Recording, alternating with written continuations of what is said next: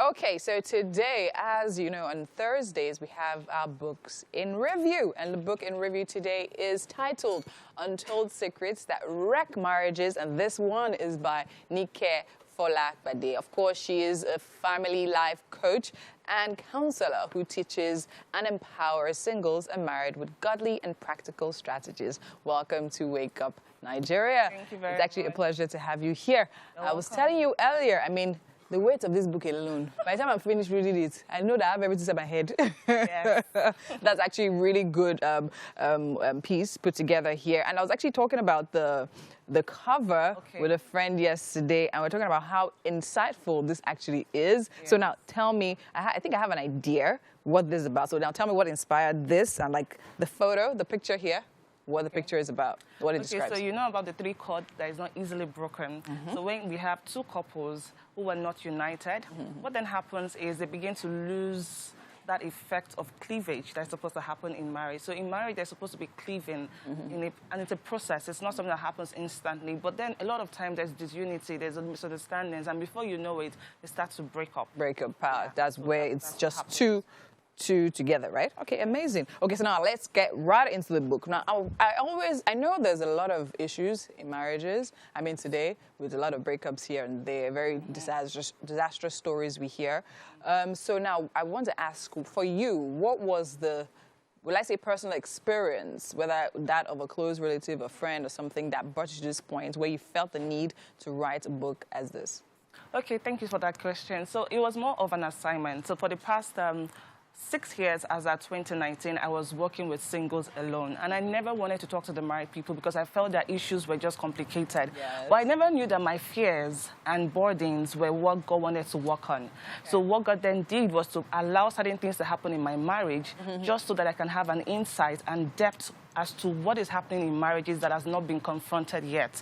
So we have 3 kinds of problems that happens in marriage. And the first 2 have been talked about, but the very third one is not approached the right way. And so God had to reveal these things to me, just so that I can write this book. Amazing. So you said the first 2 have been spoken about before I run away from that. Yeah. Now, what is that third? What are the first 2? And now what's the third one you feel doesn't have a lot of banter on it yet? Okay, so let me just make a reference to what happened in Genesis 1 verses 2. It talks about how the earth was void, formless, and dark. So we have 3 kinds of issues: formlessness, the emptiness, and then darkness. So when it comes to formlessness, it's talking about lack of structure, lack of family values, vision, and all that. When it comes to emptiness, a lot of people get married without a whole identity. So there's a lot of emotional trauma, there's a lot of broken homes, people coming from different aspects of life. And then we have darkness, where we have generational patterns, spiritual manipulations happening in marriages, where people who come from deep foundations are having issues, and you continue to see the same cycle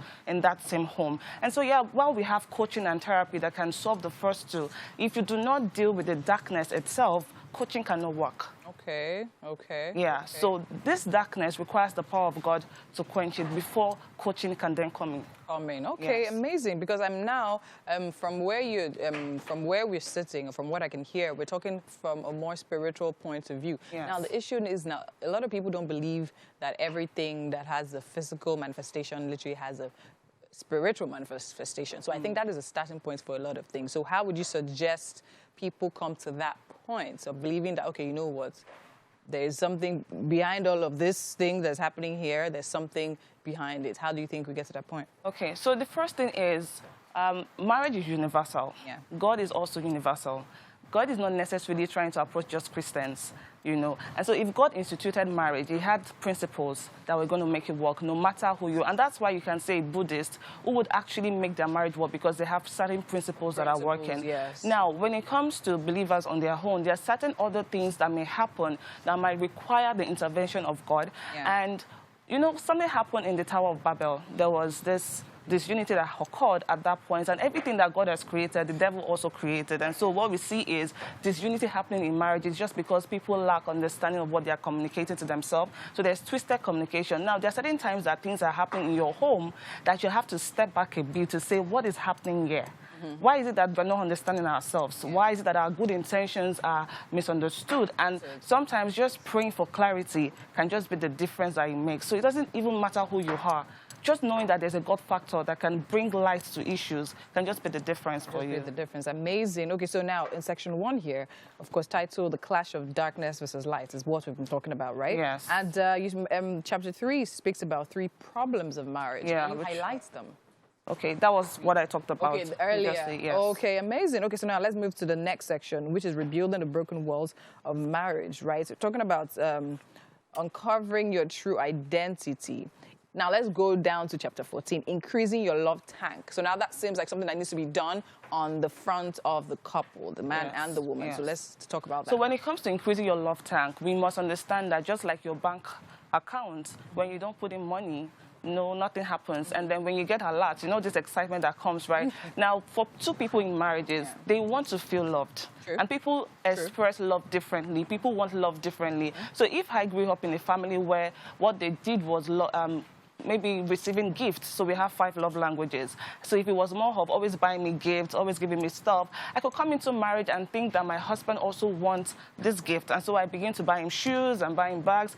And no matter what I buy, he's not satisfied because what he wants is words of affirmation. So when you get into marriage, it's important, even before you get into marriage, it's important to know what your spouse wants and speak that particular love language, not your own language. And this requires effort. And that's why marriage looks like work because we are naturally wired to do what we want, not what our partner wants. So if they want words of affirmation, you have to wake up intentionally to say, you look good, I love your voice, this and that, and this requires effort. Yes. And people get familiar with themselves when they get married. Very, very true. Now, I love the fact that you've been able to balance and talk about how, see, spirituality is not, I mean, it's a major, it's in fact, it's a foundation, right? However, besides that, the couple also have a role to play, right? There's a balance. So after doing one, make sure you sort the other out. Now, talking about section 3, talking about prayers and confessions, right?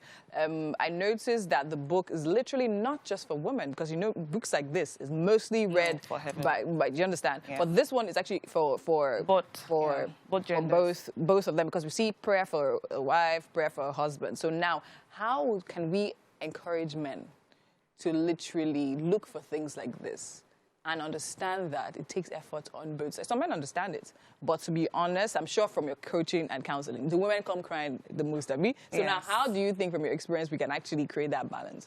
Okay, so I think that all the spheres of influence must actually put in the work to communicate to the men that it is important for them to actually, you know, get knowledge. And this, in terms of media, entertainment, education, the curriculum, the family space, the religion, all of these institutions must communicate it without trying to say women be submissive every single time. You must also speak to the men, give them a safe space, and we need more men who can also rise up and speak to their men so that it becomes easier for them to relate with themselves. So when you ask for help as a man, you're not weak. You're not weak. It's actually a sign that you're interested in making that marriage work. Yes, and you're confident in the fact that, you know you need help.